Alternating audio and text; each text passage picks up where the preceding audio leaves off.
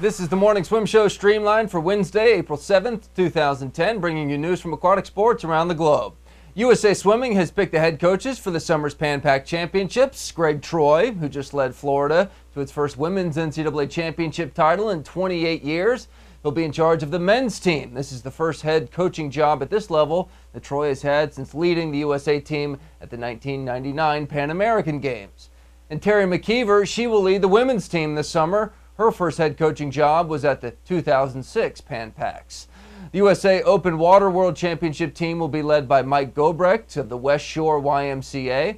Gobrecht has been a coach for a few major junior national teams and was head coach at the 2009 FINA World Cup. The Pan Pacs will take place in Irvine, California on August 18th. Gobrecht and his team are at the YMCA Nationals, which began today in Fort Lauderdale.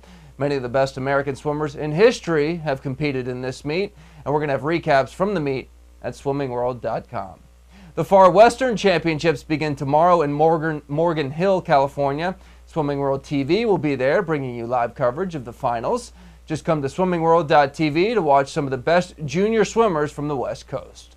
In college news, Louisiana State University has announced that Adam Schmidt has resigned as the head coach of the men's and women's swim teams. Schmidt was an All-American swimmer for LSU in the late 80s and an Olympic trials finalist in the 50 free in 1992. He began coaching at LSU in 2004 and led the Tigers to a few top 25 finishes at the men's and women's NC2As.